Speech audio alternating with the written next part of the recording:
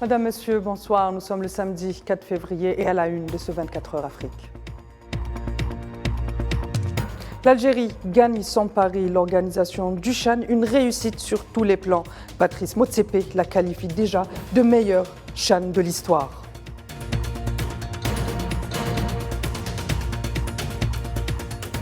En visite dans la région, le président du Parlement panafricain Fortuné Charoumbira s'est rendu à Alger. Il a été reçu par le président du Conseil de la Nation, Saleh Goudjil.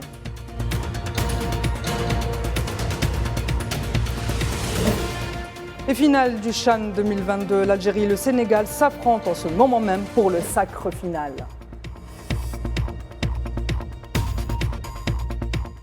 Quelques heures avant la finale qui se joue en ce moment même entre l'Algérie et le Sénégal, le président de la Confédération africaine de football, Patrice Motsepe, s'est présenté devant la presse. L'occasion pour le patron du football africain de dresser le bilan de cette édition. Et c'est la carte de l'excellence que Motsepe attribue à l'Algérie pour son organisation et les moyens qui ont été mis à la disposition du comité d'organisation. Il a remercié à cette occasion l'exécutif algérien et à sa tête le président algérien Abdelmejid Tebboune en qualifiant cette édition 2022 de la plus belle dans l'histoire du CHAN.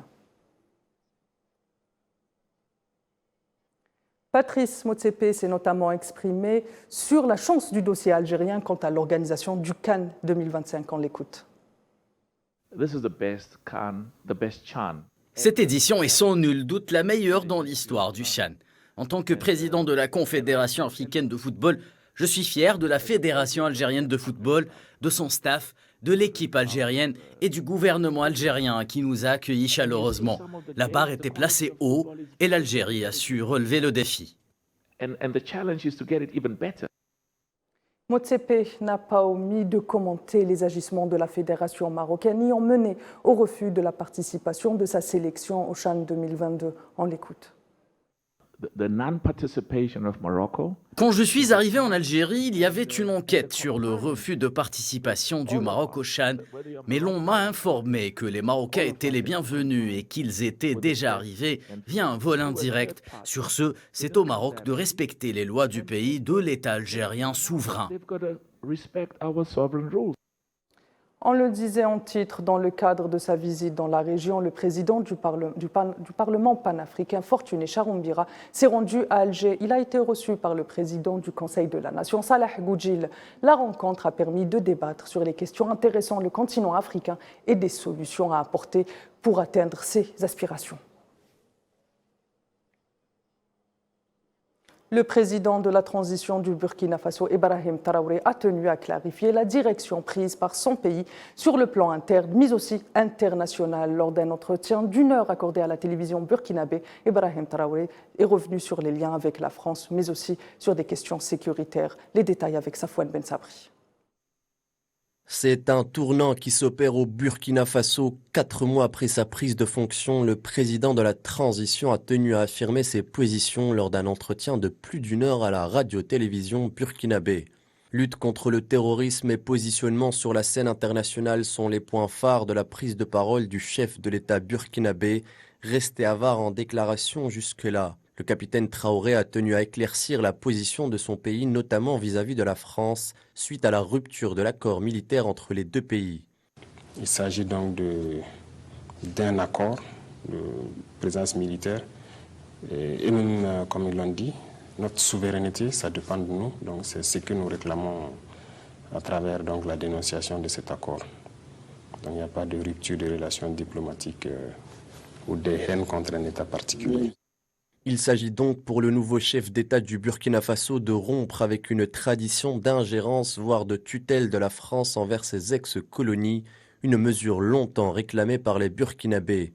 Une rupture qui se limite donc au domaine militaire, forte dans le principe tout en respectant les liens diplomatiques unissant les deux pays. Sur le plan interne, le capitaine Traoré fait face aux grands défis sécuritaires. Pour ce faire, le gouvernement a immobilisé 90 000 hommes, que l'on appelle les volontaires de la défense, ayant pour mission d'assurer la sécurité des Burkinabés par des forces burkinabées. Et en Éthiopie, après 2 ans de combats acharnés entre les ex-rebelles du Front de libération du peuple du Tigré et les forces armées fédérales, le pays renoue avec la paix et peut-être même la réconciliation. Leila Gertal. Un important pas a été franchi en Éthiopie vendredi pour la première fois depuis la signature des accords de paix à Pretoria en novembre dernier, soit 2 ans ferme après le déclenchement de la rébellion du Front de libération du Tigré contre les réformes du Premier ministre Ahmed Abiy. Des réformes censées lancer les premiers jalons de l'État-nation, loin de l'ethnicisme adopté par le pays depuis la chute de Mengistu Haile Mariam et l'arrivée au pouvoir du Tigréen Meles Zenawi, fortement soutenu par la communauté internationale. Pour la première fois donc depuis la signature d'un accord de paix, le Premier ministre éthiopien et les ex-rebelles du Tigré se rencontrent. Une réunion dans le cadre de la mise en œuvre de l'accord de paix entre les 2 parties, avec pour objectif discuter des questions qui nécessitent une plus grande attention. Bien que ce pas soit sans doute la preuve d'un processus de paix qui se consolide, d'autres événements ont démontré que l'Éthiopie se dirige doucement mais sûrement vers cette paix appelée de ses voeux par les nations africaines, notamment la visite d'une importante délégation de haut niveau composée de représentants de la communauté internationale, notamment le médiateur de l'Union africaine, Uhuru Kenyatta, et des membres du gouvernement fédéral, ou encore le début du désarmement du Front de libération du Tigré. On le disait il y a quelques instants, la clôture du CHAN avec cette affiche de choc. Les Lions de la Teranga face aux guerriers du désert. Pour le moment, le score est de 0-0. La sélection sénégalaise souhaite réussir un doublé CAN et CHAN de son côté. L'équipe nationale algérienne espère être sacrée championne devant son public au stade Nelson Mandela.